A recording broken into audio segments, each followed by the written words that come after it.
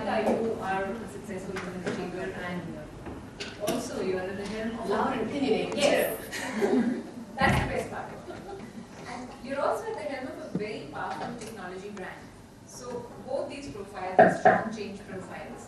My question to you is related to technology now, which is touched upon by Mr. Chakravarti before. You see, technology is restless in nature and it can really bring about disruptive changes. So in India, what kind of a change do you think it's going to bring about? A step change or a disruptive change? And if it's a disruptive change, then where and when is it going to happen? Or is it already happening? Because if you see the mobiles, we use mobile very diversely, maybe more than anybody else in this world. There's a camera, we use it. It's like a now social instrument to connect with just about everyone. So what's your take on that? Did you see the news just a few weeks ago about the text messages that went out to northeastern Indians living in Bangalore primarily? If you think technology isn't going to unleash a wave of change, we're kidding ourselves. But I think the change that technology is going to unleash is going to be sort of a giant wave with a few flares or spikes, as what you've just seen. And we need to relearn how to govern in the face of those technological advances, we both individually and societally. There are going to be social tsunamis that are created in our cultural and sort of very complicated cultural context, where you've got ethnic tensions, you've got gender tensions, you've got political tensions, you've got, India is probably one of the most, I don't know, it's the most complicated curry on the planet. But I think technology also has the power within it to unleash great progress and fundamental good. Technology is at the cusp of actually catching up with our Rishi Munis again. It's at the cusp of becoming both intuitive and telepathic. In the past, we humans have had to adjust to technology. We had to learn how to type. We had to learn how to read on our little, we had to learn how to read and type and communicate in a certain way. Technology is changing, it's going to adapt to us. We'll be able to touch and talk and pinch and twirl, and we'll be able to do it on a wall or on a desk or on a refrigerator, wherever we want it to be. Technology is going to be surround sound. It's going to be like the ether that we breathe. What that's going to do is it's going to put news and information and change and music and vulgarity and song all within, not just arm's reach of distance. I just realized what I did. I'm sorry, Santosh. Technology is going to put all of that not just within arm's reach of desire, like Santosh helped bring Coke to all of us, but within an instant mind's reach of desire. So what technology is going to do is it's going to redefine materialism. It's going to redefine ownership. It's going to redefine social interaction. And the faster we catch on to that, the better. And I think it's a really exciting time to be involved in technology. And the other two panelists have taken this. What do you feel? What's your experience with technology? No, I do agree that technology is today one of the leading structural forces of the time, and I think it shapes a lot of what we call progress and what we constitute as progress is technological. I'm personally interested in actually what technology means, because it seems to me that I think in a sense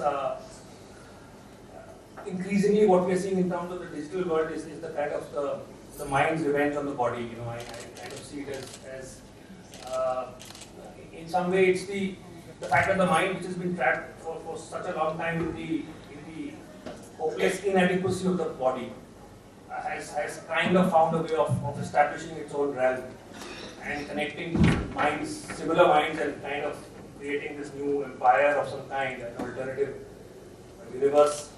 I still don't fully understand what that means and what that will, but I just find I think this is a big move. It is a big change, because I think structurally it has moved from the previous technologies were in a sense efforts to overcome the ridiculousness of the body, and increasingly therefore the body in some ways is becoming a recreational organ for us.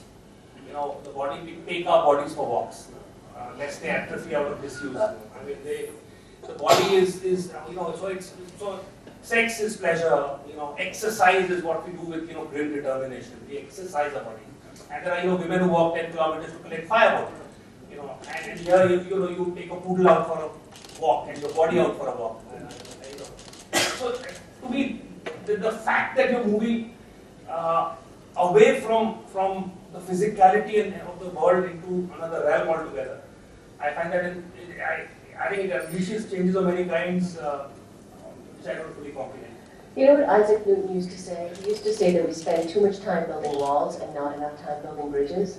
And I think what technology is bridges of two different kinds. It's one giant bridge that connects everybody around the world. But two, it's a series of teeny tiny bridges that connect individuals and microcosms and microcultures. And in so doing, it actually recreates and reinforces another Hindu concept of Maya, because as we know, we don't see things as they are, but we see things as we are. And the filters that we will put on ourselves and in our sort of digital engagements, because there's just too much information to take in, will actually reinforce our own Mayas within our own microcultures. So it's going to be really interesting how those realities that Santosh was referring to sort of collide and engage with each other. And then Kishore had a really interesting chapter in his book where he talks about, actually someone from the Vatican talks about the 7 new sins. And I think in the new technological age, so I read those, I thought that was fascinating, and I came up with sort of the new virtues in this age of technological connectivity. And I think of them as graces. I would love to ask Shiv, actually, particularly, but anyone, as to whether you think these are the right ones or whether we should relook at them differently or what else we should add to the list of the new virtues for both brands and individuals to succeed in this new hyper-connected world. So graces. G for generosity. We have gotten used to, in this new world, of getting things for free.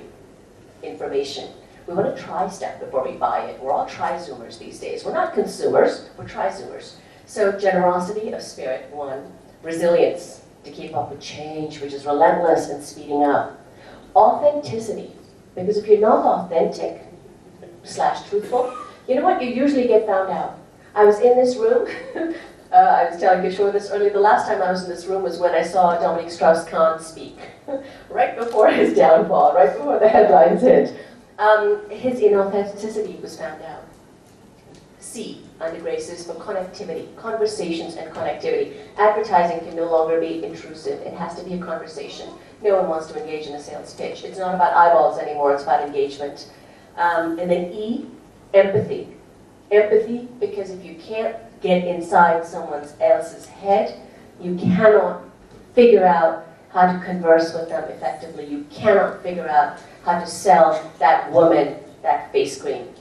If you've never used it yourself and never looked in the mirror and felt not beautiful, okay, you will not know how to sell a face cream. You never will. So empathy is a key factor. And last, but certainly not least, is security. Security, because with this crazy amount of information out there, all right here in our arms, we don't know what's true and what's false. So content creation is still hugely important, but it is just as important to curate that content curation. And that actually brings me to one of your blogs that Shiv had written, an excellent blog on Amir versus Anna Hazare, where Anna Hazare is a creator of change, and you highlighted Amir Khan as a sort of curator or narrator of tales about that change. And so just throwing that out there to say I think technology is changing everything about how we engage.